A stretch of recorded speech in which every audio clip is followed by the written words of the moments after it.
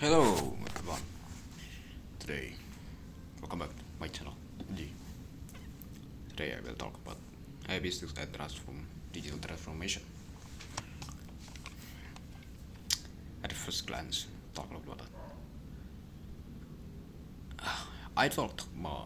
Well, I thought I will talk this material or these points in bahasa Indonesia.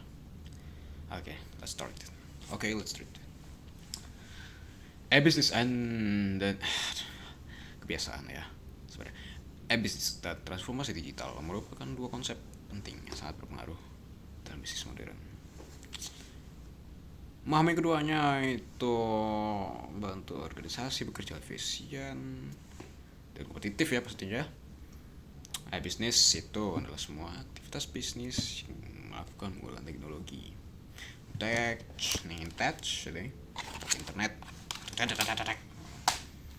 bukan sekedar jual online coy. Udah kayak jual online, taruh pasang marketplace, gua masang nih 5.000, udah kayak gitu doang. Nggak kayak gitu ya, nggak segampang itu ini. Tapi juga prosesnya cuy, lo hitung dari pajak, dari pengeluaran. Kalau misalnya di Shopee itu ada apa itu ya, biaya admin, lalu promo gitu kan, ada event stok, bayaran, interaksi, semuanya pakai digital, semuanya pakai namanya digital, pakai di data semuanya. Misal ya, untuk tujuannya apa sih gitu kan, ya untuk interaksi sama pelanggan itu lebih online dan lebih dekat, dan makin mereka tuh senang beli produk kita gitu, dan makin mereka loyal. Nah, contohnya kayak ya layanan Gojek atau Grab itu, mereka tuh memberikan kemudahan gitu, dari akses transportasi, ngengengengnya, pengirimannya gampang gitu. Oh, cacat bapak-bapak, oi pak, oi mana pak gitu. Terus deteksi driver di mana gitu. Pak di mana ini? Gua udah nunggu 3 menit lama ini. Oh iya sabar ya mas, ini lagi macet gitu di kereta gitu. Kereta Raja Basa itu macet tuh. Ya, gitu. Kok lu nggak jalan-jalan? Ini kenapa lah? Nah, bilang sama yang mesennya itu. Ini kok jalan? Misal orang mesen itu ya. Oke, kalau mau lebih rapi nih. Misal orang mesen nasi padang gitu. Gue nasi padang di Palapa, warung Minang situ. Lama yo nunggu 15 menit lah. Chat si drivernya. Jadi bisa konsumen antar konsumen sama si drivernya itu bisa chatan. Dan si konsumen tahu driver itu di mana. Itu yang optimalin di dunia digital atau teknologi digital. Jadi dia lagi mesen si si bro ini satu mesen, namanya bro kakak yang drivernya. Si bro S ini mesen nasi padang lewat Gojek. Dicek lah itu si driver. Oh, kok lama? Gue udah pesen 10 menit. Driver udah bilang dari tadi.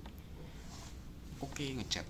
Mas, ini gue mesennya lama karena ini banyak antrean gitu. Kerjanya sibuk banget. Mohon bersabar ya, gitu katanya. Tapi nggak dibaca sama sih yang kita, gitu. Kita yang beli maksudnya. Kita yang mesen. Nggak dibaca sama kita. Si bro kakak nggak baca gitu.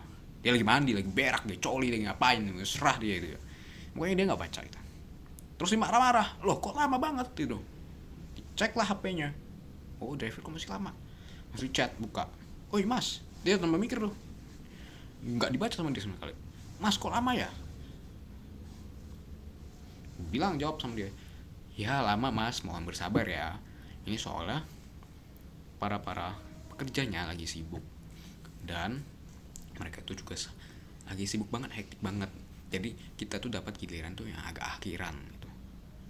Jawab sama si bro kakak, habis ngocok dia ya, lagi kesel, habis ngocok lagi kesel dia gitu. Habis ngocok kesel dia. Woi kok lama banget, gue lagi lapar gitu, gue butuh makan. Habis ngocok katanya, habis keluar protein dia tuh. Gue lapar, gue butuh makan. Gue butuh makan nasi padang cepet lah gitu.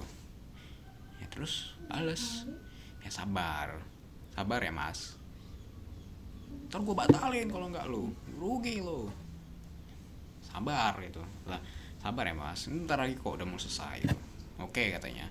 Nah itu bikin kejelasan dan transparansi antara driver dan konsumen jelas. Emang si bro kakak tadi itu marah-marah, tapi dia kan tahu kondisinya gimana, posisi drivernya gimana, apa yang dilakuin driver tersebut. Itu bikin apa coba, orang makin enak dan makin senang gunain apa, gunain Gojek atau jenisnya gitu. Apalagi gini, lu paling seneng kalau misalnya makan online itu apa? Pasti kebanyakan orang sering ngomong Gojek aja, padahal bukan Gojek. Shopee Food bisa, Grab bisa, tapi kenapa Gojek? Ya kan Gojek yang pertama. Dan secara organisasi itu beda banget. Gojek itu pakai digital, jadi semua metodenya pakai dunia digital, semua terdata secara online digital, dan kalau tradisional kurang lah. Dan alur kerjanya, cara pengambilan perusahaan dan semuanya itu sistem ERP yang otomatis. Dari pemasaran, brosur, segala macam, mereka fokusnya pada online bukan offline. Jarang jarang itu di kota-kota Jakarta juga jarang lihat kayak namanya poster Gojek terutama. Mereka kebanyakan videotron dan online kebanyakan, yang artinya memang sesuai brand mereka, lebih ke dunia digital transformasinya. Dan dapat gue secara online real time bro. Apalagi mereka punya kayak payment. Lo tau payment mereka kan, antara Bank Jago, kalau nggak siapa sih satu lagi, GoPay. Gue ingat gue GoPay itu udah itu ya.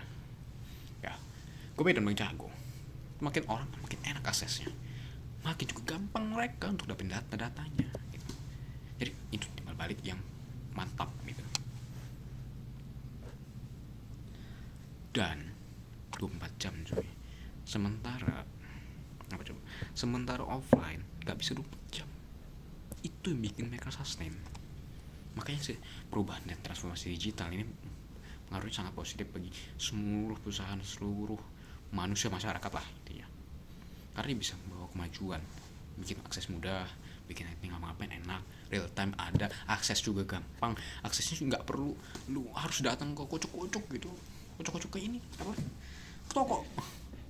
Lu pegang HP gitu ya, nih lu pegang HP, ya akses aja Gojek sana, berak ya sambil berak gitu, sambil makan gitu. Atau kalau mau lebih gampang lagi ini, lu mau nanam duit lu gitu, dulu ya lu datang bro, lu datang dulu, lu datang, harus datang sana, modal berapa, 1 juta minimal gitu. Lebih malahan 10 juta kalau bisa. Itu masuk akses susah, harus nanya-nanya dulu, nanya ke yang ini, nanya ke tetangga situ, nanya ke tetangga sini, harus nanya-nanya orang lain gitu, bahkan harus baca buku, harus ini, ribet banget. Gue aja pusing bayanginnya. Sekarang gak usah tanya boy, lu download Stockbit, lu download Ajaib, lu download Peluang segala macam, tetek bengek itu, udah lu bisa invest. Top apa aja saldo pakai Dana atau Bank Jago atau apa gitu, udah gampang, easy, simple. Sambil berak lu bisa pantau saham, sambil boker lu bisa main saham, sambil ngencing lu bisa saham, sambil gelantung aja sambil tidur lu bisa pakai saham cok gitu. Jadi kalau misalnya ya, ini transformasi digital itu kenceng dan enak banget gitu. Bagi bisnisnya lebih cepat gitu. Tapi kelemahannya emang ada. Semakin banyak itu semakin overload dan akhirnya malah meledak. Kenapa bisa begitu? Ya, karena udah oversupply. Ketika semuanya oversupply, ya siapa yang mau itu? Siapa yang mau nerimanya lagi? Siapa yang mau demandnya lagi? Emang teknologi bantu, tapi lama-kelamaan dia bakal jadi trash. Maksud gue trash ini, orang ganti nih ya, gue kasih contoh pakai HP aja deh. HP setiap setahun, gak usah setahun, 6 bulan sekali aja itu cepet update-nya. Lu 2024 ini, 2025 sih kan gue, 2024 Snapdragon 8 Elite itu ya, baru di September 2024. Ini 2025 udah Snapdragon 8 Elite. Bahkan sekarang pun Snapdragon 8 Elite Gen 2, Gen 5. Gila gak tuh? Terlalu cepet. Bahkan itu bisa jadi waste energy atau waste waste teknologi lah gampangnya, karena itu udah oversupply cuy, bahkan inovasi terlalu cepat, bahkan kencengan gitu. Karena terlalu cepat, saking terlalu cepatnya ya akhirnya demandnya itu nggak bisa cukup supply, dan apa akhirnya ya bisa saja gelembung dan akhirnya meledak, malah bisa waste. Nah, kan ini merugikan semuanya. Betul. Lo tahu kalau misalnya berita-berita chipset gitu ya, chipset Snapdragon atau MediaTek itu terlalu banyak banget gitu, setahun ini bisa 2 kali sekali gitu sekarang. Sebelumnya nggak gitu. Flagship itu minimal setahun sekali atau 2 tahun sekali gitu update nya mereka. Ini gila cok, setahun 2 kali cok, gila, gak habis pikir. Bahkan ada dari sekarang itu pun ya, nih ya, Snapdragon 8 Elite Gen 6 itu udah ada ini ya prototype nya, gila. Gue juga sampai pikir speaker cok, apa ya, terlalu kencang ya, siapa sih yang mau itu gue tanya. Ya emang ada fans sebesar apa gitu market share ya kalau misalnya gitu, buset tuh banyak banget tuh. Tapi siapa yang minta, maksud gua, siapa yang butuh juga. Sementara Snapdragon 8 Elite itu udah enak gitu, mau ngapa-ngapain enak gitu. Gue berpikir kayak misal lebih realistis aja gitu ya, mungkin ada teknologi yang gila, teknologi itu setiap update itu wah sampai mabok itu ada ya, pasti ada. Gue juga suka di gig teknologi, cuman maksud gue kayak transformasi digital ini memang terlalu masif bagi gue, masif banget, saking masifnya itu kita itu, gua sendiri pun itu ya bukan ketinggalan, tapi kayak ini terlalu cepat gitu. Bahkan ChatGPT gak jauh, ChatGPT itu mengenjang jauh sampai saat ini gitu, dari ini satu ini AI ini gitu, antara AI sama AI itu gila, gua nggak bisa pikir banget.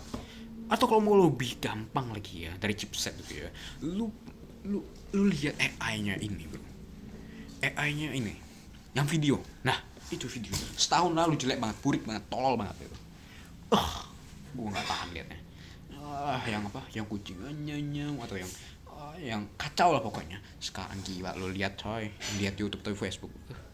Meta AI atau Gemini AI yang mungkin buat video gila. Gak habis pikir gue, sampai niru manusia bener. Mimik aja tiru. Ini ya, gue bisa kayak AI coy. Nggak tahu berapa lah tahun lagi ya, gue bisa ganti AI gitu. Itu gila ya bagi gue sih, terlalu kencang, saking kencangnya itu orang yang hidup di zaman sekarang pun, yang kayak gue maksudnya kayak yang bukan geeker teknologi atau yang penggila teknologi, kencengan cuy dibanding tahun sebelumnya gitu, kenceng banget. Saking kencengnya itu kayak ini nih apa sih fungsinya gitu, apa sih yang dikejar dari cepet-cepetan gitu. Bahkan gue sering berpikir kayak gitu. Itu emang di luar out of topic, tapi maksud gue adalah memang ngebantu secara efisien dan segala macam operasional yang ada, tergantung semua aktivitas perusahaan di dalam situ memang membantu. Tapi saking cepatnya pun itu juga berlebihan gak sih? Harusnya kayak bagi gue kayak berlebihan aja, bagi gue harusnya kayak ada imbalancing gitu ya, seperti itu aja gitu, ada imbalancingnya, dan akhirnya malah jadi gelembung. Dan nanti ada isu winter touch, bahkan sampai sekarang ada winter touch. Apalagi lo lihat saham Nvidia atau Google atau Bitcoin gitu, lagi pada turun mereka, ya ada tanda winter touch. Karena saking kencengnya masifnya distribusi teknologi dan perkembangan teknologi AI segala macam lah, apalah itu deh. Pasar tuh apa ya, maksud gue bukan pasar doang, tapi manusianya pun mengira ini saking kecepatan gitu, terlalu berlebihan, terlalu banyak yang masuk, sehingga yang mana sih yang paling pas gitu, pusing. Pusing. Itu saja, thank you, assalamualaikum warahmatullahi wabarakatuh.